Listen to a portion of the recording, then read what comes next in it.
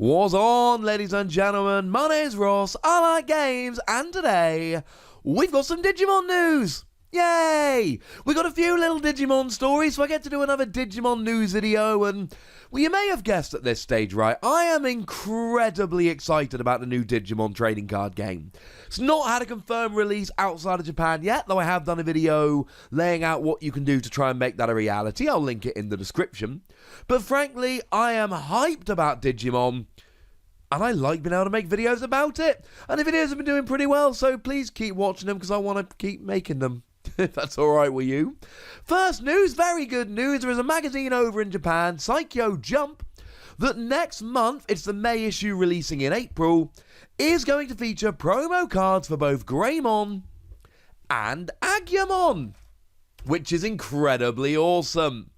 Now, we don't have a translation of these cards, and it's not because we don't care, and it's not because we've not tried. Have a little bit of a look, right? I don't care how well you read Japanese, nobody is making sense of that. I can't even tell whether Agumon has an inheritable ability or not. It seems like Greymon has a non-inheritable ability, but that really is about it at this stage. The thing is, of course, we have seen a couple of Agumon already, so we can compare stats. We can see that it's a free cost to play, 0 cost to evolve, 2,000 power, and we can compare that to the promo pack one, which is the same, 0 cost to evolve, but it's 5 to play rather than 3, 3,000 power rather than 2.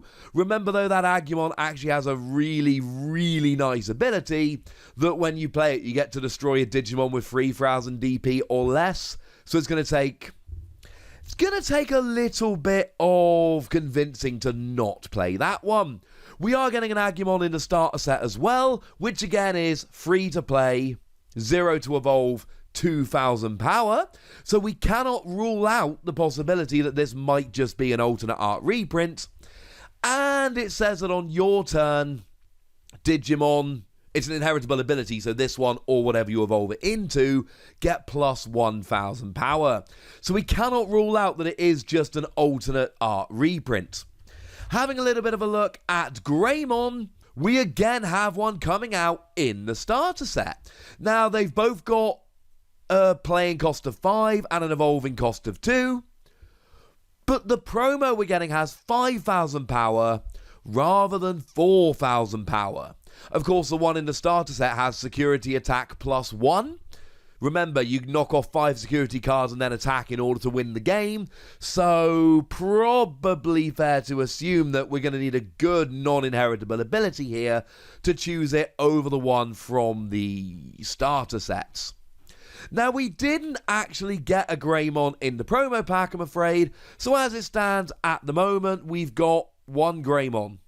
That's it. And there's some evolving ones with Greymon in the name, but in terms of actual Greymon, it's the only one we've had. Now, this, of course, comes off the back of the promos that we know we're getting in the upcoming The Jump magazine, and I left it a bit late to pre-order it, and I missed the pre-order, so if anyone knows where I can pre-order it, where it's still in stock, or can hook me up, please let me know in the comments, or tweet me at the Wossy or something like that. The good news is we do actually have a nice clear look at the V-Jump magazine that is going to feature these two promos. So, you know, we've got a nice clear look at them. That's kind of fun. But yeah, that's basically it. So it's quite nice that they're getting these magazine promos. Now, one of the things that put me off over in the Dragon Ball Super card game was that they had lots of exclusive promos that were really good and ended up being extremely expensive. But one of the things you need to remember is these are just magazine promos. They're not going to be that difficult to get, as long as you get them early, I suppose. The other thing to bear in mind is these are Japanese promos, so if and when the game does release over here, these Japanese promos almost certainly won't be legal for tournament play. I cannot say for certain, but I feel extremely confident that that will be the rule. It always is the rule, usually. We'll see. Hey-ho. I still think the Garurumon and Where Garurumon promos from V-Jump are going to end up being a little bit better than these ones, but it's still pretty gosh darned awesome. I love that these things are happening. I love we're getting these promos. It makes me extremely happy. So that's kind of fun. The other kind of big news we've got is we've actually had a bunch of information about the first expansion. Now, I do need to give a couple quick shout-outs here. One shout-out does need to go over to Gage Williams, who has popped a bunch of information about it from a distributor listing or something similar over in the Facebook group. But shout out as well to Hasman Hadi Ben Issa, sorry for the pronunciation, who has gone and shown us the booster pack image from the first expansion. It's all starting to feel very real. I have pre-ordered all 3 of the starter sets. I haven't pre-ordered a booster box of the set yet. I think that might be changing in the next couple of days. So what do we know about it? Well, we did already have a little bit of information. We knew that a box was going to contain 24 packs, and we knew that one pack was going to be 6 cards with 1 index, and we knew that parallel cards would be included, but we didn't know exactly what that meant. We knew that the rarity was going to be 45 common cards, 30 uncommon, 28 rare, 10 super rare, and 2 secret rare, to make a total number of 115 separate cards. So okay, that's kind of cool. Now, a lot of predictions going around are saying 3 common, 2 uncommon, 1 rare or above per pack. That does seem like an incredibly sensible prediction. Obviously, these secret rares are going to end up being quite expensive, so I suppose fingers crossed I pull one from my box.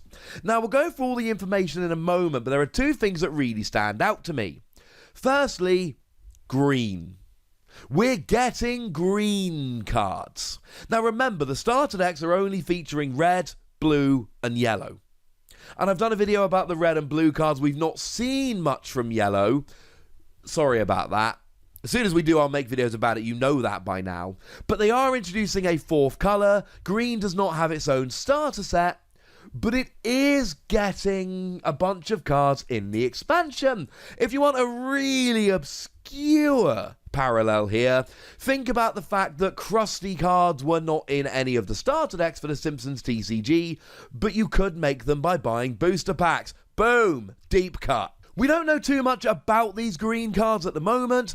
All we know is that they're only going to appear in boosters for now, and they are going to feature plant and insect Digimon used often. That's all we know. That is the information that we have. We don't know how they're going to play. Like, we're told that red is very aggressive. We don't know how green are going to play. All we know is that they're there, and they are going to feature plant and insect Digimon. What this really tells us, though, the information we really get here is the game's expanding.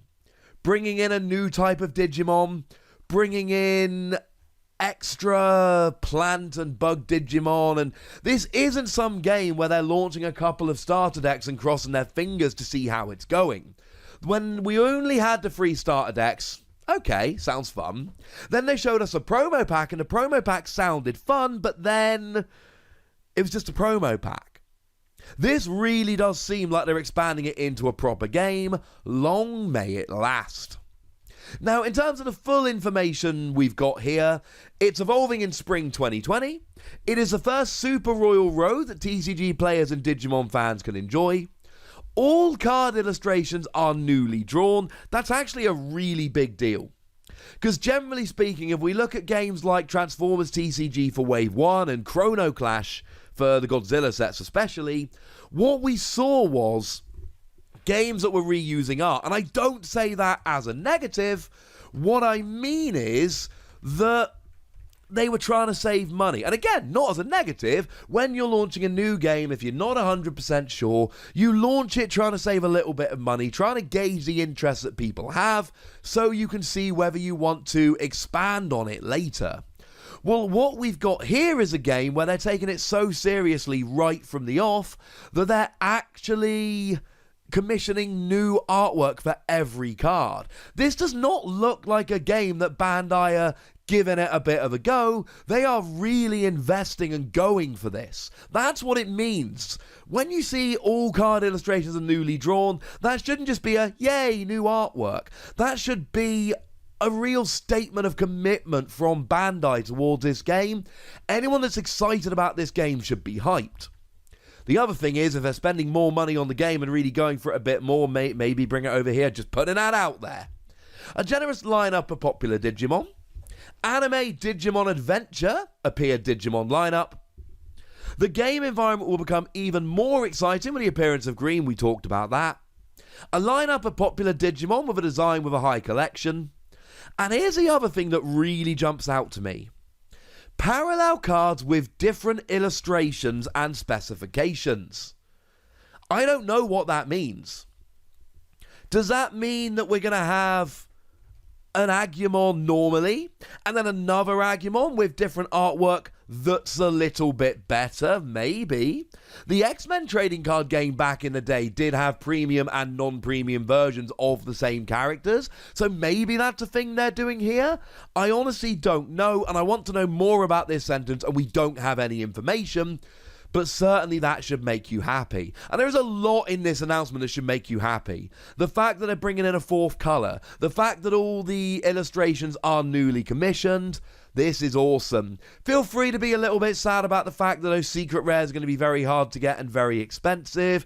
Feel free to be confused that we don't know what these parallel cards are. But I think the overwhelming feeling coming out of this should be one of excitement. And frankly, ladies and gentlemen, excited is exactly how I feel.